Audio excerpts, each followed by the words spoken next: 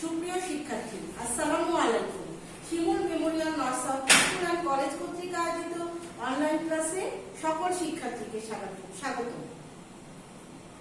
উপস্থাপনায় আছি আমি আফরোজা বেগম রায়না, সহকারী শিক্ষক, Shimul memorial north south school and college.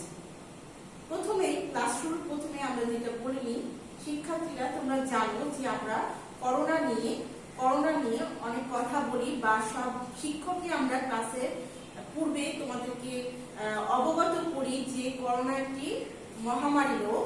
এই মহামারীটা বাংলাদেশ সহ বিশ্বব্যাপী ছড়িয়ে গেছে এবং এটা বিরাট আকার একটা ধারণ করছে। তো আমরা চেষ্টা করব এই মহামারী থেকে নিজেকে রক্ষা করার। তো আমরা শিক্ষার্থীরা অবশ্যই চেষ্টা করব যে এই রক্ষা পাইতে গেলে আমাদেরকে কি করতে হবে, যে আমরা প্রয়োজনের বাইরে ঘরের বাইরে বের হব না, এবং যদি বের হই তাহলে সেই ক্ষেত্রে আমরা কি করব, অবশ্যই মাস্ক ব্যবহার করব, পুষ্টিকর খাবার খাবো এবং বেশি বেশি করে হাত ধুব। এবার চলে আসি তোমাদের মূল আলোচ্য বিষয়ে। তো শিক্ষার্থীরা, আজকে তোমাদের অধ্যায় আছে দ্বাদশ। দেখো কি আছে, নিয়মতান্ত্রিক জীবনযাপন ও খাদ্য ব্যবস্থাপনা, এর পার্ট 3 এবং 4 এর উপর আমাদের ক্লাস নিব। তোমরা এর আগে হচ্ছে 1 ও 2 এর উপর ক্লাস করেছো, আজকে তোমাদের পার্ট 3 এবং 4 এর উপরে ক্লাস নেওয়া হবে। প্রথমে চলে আসি শিক্ষণফল। শিক্ষণফলের মাধ্যমে দেখো কি লেখা আছে, যে হৃদরোগ সম্পর্কে জানতে পারবে। দ্বিতীয় নম্বরে আছে যে দেখো উচ্চ রক্তচাপ সম্পর্কে জানতে পারবে। কোন কোন বিষয়গুলোর প্রতি বিশেষভাবে নজর দিলে উভয় রোগ থেকে মুক্তি পাওয়া যাবে তা জানা যাবে। তাহলে আমরা আজকে হৃদরোগ, উচ্চ রক্তচাপ এবং যাবতীয় রোগ সমূহ আছে আমরা আজকে জেনে নেব। এবার চলে আসি আলোচ্য বিষয়। আলোচ্য বিষয় বরাবরের মতো তোমরা আজকে আবারও খাতায় তুলে নিবে। আশা করি তোমরা খাতা কলম নিয়ে সামনে বসেছো। দেখো প্রথমে আছে হৃদরোগ। হৃদরোগের কি কি বলেছে, কারণ, লক্ষণ, খাদ্য ব্যবস্থাপনা এবং প্রতিকার। তারপরে দেখো উচ্চ রক্তচাপ, তার কি কি বলেছে, কারণ, লক্ষণ, খাদ্য ব্যবস্থাপনা ও প্রতিকার। তাহলে আমরা আজকে 2টি রোগের কারণ, লক্ষণ, খাদ্য ব্যবস্থাপনা, প্রতিকার এবং উচ্চ রক্তচাপ সেম একই জিনিস জানব। এবার চলে আসি হৃদরোগ। এই হৃদরোগটা কি, প্রথমে আমাদেরকে জানতে হবে যে এই রোগটা আসলে কি। প্রথমে দেখো কি বলেছে, আমাদের দেশে দিন দিনই হৃদরোগীর সংখ্যা বাড়ছে। তাহলে আমাদের হৃদরোগীর সংখ্যা যদি বেড়ে থাকে তাহলে আমাদেরকে এর ব্যবস্থাও নিতে হবে। হৃদরোগে আক্রান্ত হলে অবশ্যই আমাদেরকে কি করতে হবে, নিয়মতান্ত্রিক জীবনযাপন করতে হবে। সেটা হচ্ছে আমাদের জীবনে সবচেয়ে গুরুত্বপূর্ণ একটা বিষয়। যদি আমরা নিয়মতান্ত্রিক জীবনযাপন না করি তাহলে এই রোগটা হওয়ার সম্ভাবনা অনেকাংশেই দেখা দেয়। এবার দেখো হৃদরোগের কারণ। প্রথমে বলেছে যে অনিয়ন্ত্রিত জীবনযাপন। আমি একটু আগে তোমাদেরকে বললাম যে আমাদেরকে প্রথমে কি করতে হবে, নিয়মতান্ত্রিক জীবনযাপন করতে হবে, না হলে এই রোগটা হওয়ার সম্ভাবনা থাকে। এবং আমাদেরকে যে নিয়মতান্ত্রিক বলতে যে সময়ের উপর যে জীবনটা বা আমাদের সময়ের মধ্যে কাজ করা বা সময় থেকে ঘুম থেকে ওঠা, সময়ের মধ্যে খাওয়া, সবকিছুকেই বোঝানো হয়েছে।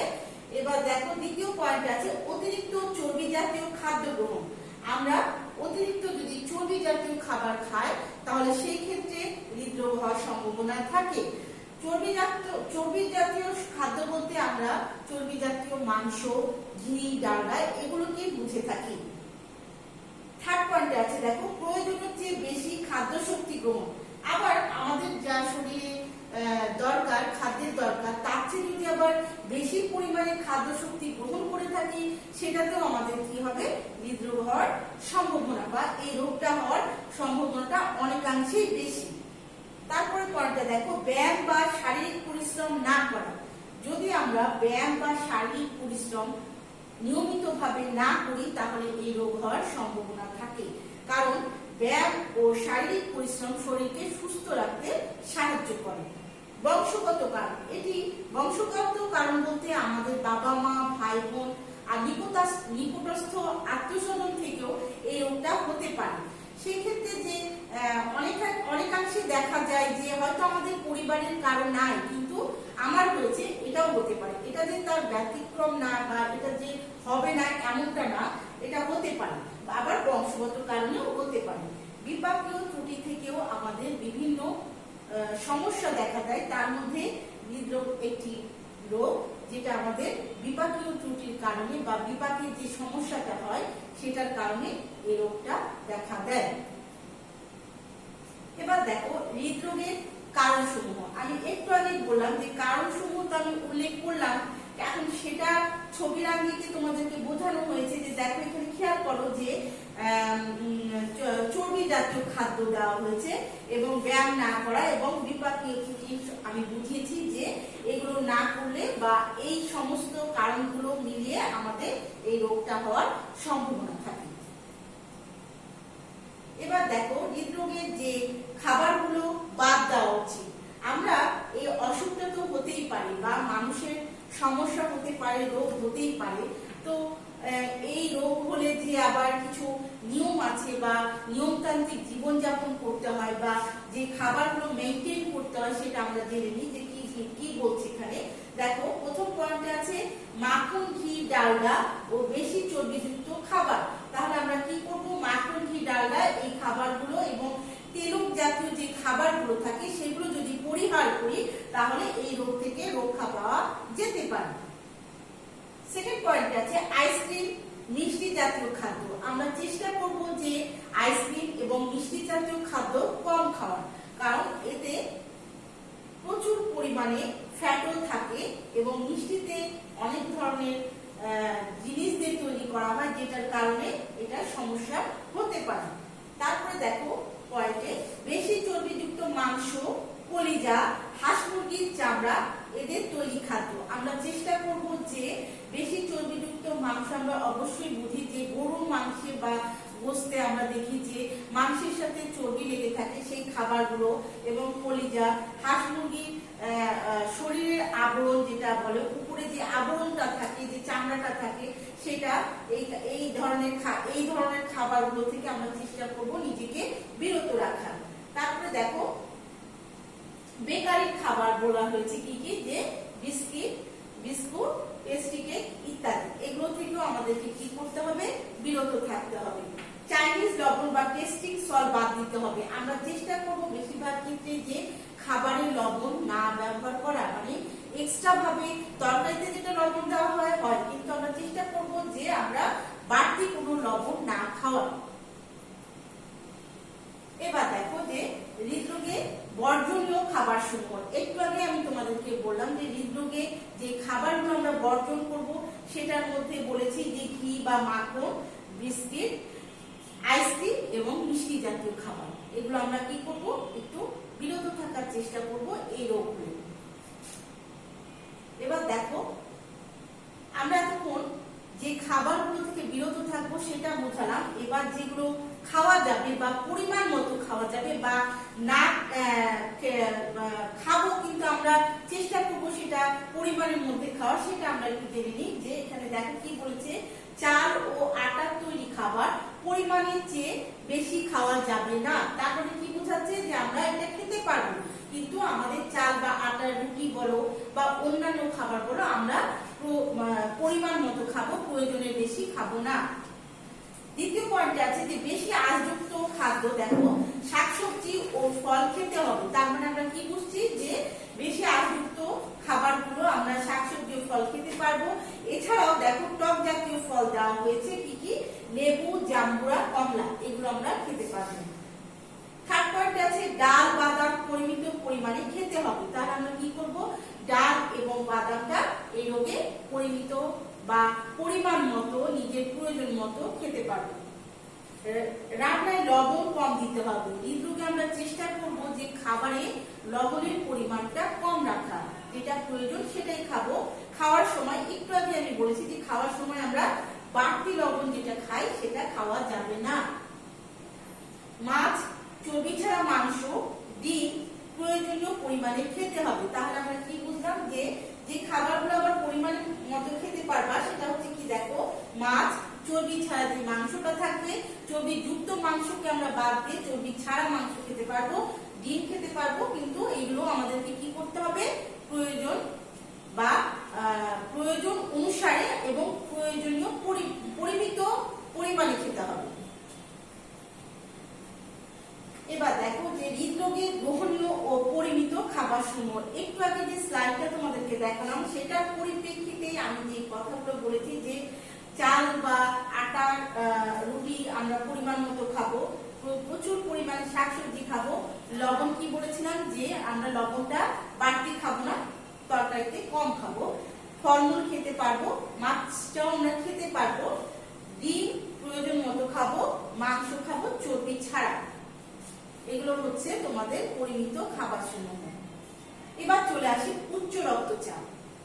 দেখো প্রথমে কি বলেছে যে অনিয়ন্ত্রিত জীবনযাপন, বংশগত কারণ, বিপাকীয় ত্রুটি ইত্যাদি কারণে উচ্চ রক্তচাপ হয়ে থাকে। তাহলে আমাদের কি বোঝাচ্ছে যে আমাদের অনিয়ন্ত্রিত জীবনযাপন, বংশগত কারণ এবং বিপাকীয় কারণে, বিভিন্ন কারণে আমাদের এই উচ্চ রক্তচাপটা হতে পারে।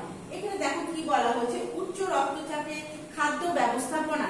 এই উচ্চ রক্তচাপে আবার একটা খাদ্য ব্যবস্থাপনা বা একটা চার্ট দেওয়া হয়েছে। তোমরা খেয়াল করো যে প্রথমে বলা হয়েছে বেশি আঁশযুক্ত খাদ্য যেমন লেবু, জাম্বুরা, কমলা ইত্যাদি খাওয়ার অভ্যাস করতে হবে। আমরা চেষ্টা করব এই খাবারগুলো একটু বেশি পরিমাণে খাওয়ার। কচি ডাবের পানি উপকারী। এই উচ্চ রক্তচাপে যদি আমরা কচি ডাবের পানি খেয়ে থাকি তাহলে আমাদের জন্য খুব উপকার হয়। ননি তোলা দুধ ও দুধের তৈরি টক দই খাওয়া। আমরা চেষ্টা করব যে ননি তোলা দুধ এবং দুধের তৈরি যে টক দই আমরা বাজারে বিক্রি হয় সেটা যদি খাই তাহলে আমাদের উচ্চ রক্তচাপের জন্য ভালো হয়। ডাল বাদাম খাওয়া যাবে, কিন্তু আমরা খাবো কিন্তু পরিমাণ মতো খাবো। এবার দেখো একটু আগে বললাম যে বেশি আঁশযুক্ত ফল, আমি তোমাদেরকে বলেছি যে লেবু, কমলা এবং জাম্বুরা, এই হচ্ছে তার একটা চিত্র।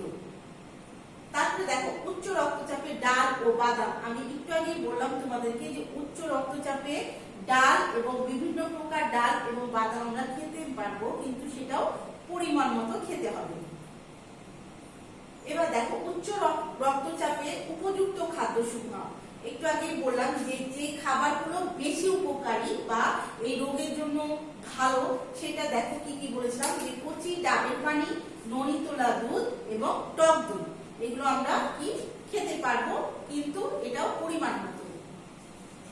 এবার দেখো যে উচ্চ রক্তচাপে যে খাবারগুলো বাদ দেওয়া উচিত, আমরা যে খাবারগুলো পরিহার করব সেটার একটা চার্ট বা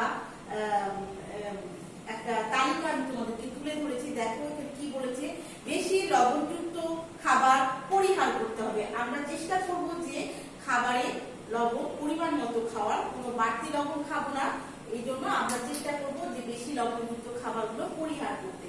মাখন, ঘি, ডালডা ও চর্বিযুক্ত খাবার পরিহার করতে হবে। একটু আগেও বলেছি হৃদরোগে যে আমাদের এই মাখন, ঘি, ডালডা জাতীয় খাবারগুলো পরিহার করতে হবে।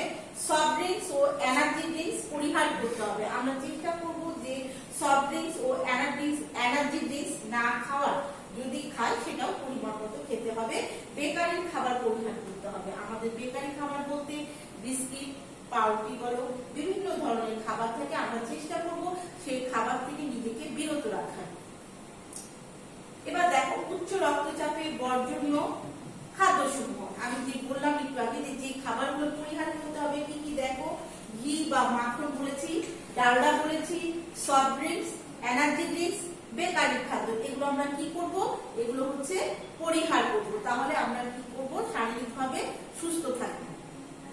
এবার দেখো মূল্যায়ন পর্বে আছে তোমাদের 3টা কোশ্চেন দেওয়া আছে। এখানে কি বলছে দেখো, উচ্চ রক্তচাপ নিয়ন্ত্রণে না রাখলে কি কি রোগের ঝুঁকি বৃদ্ধি পায়।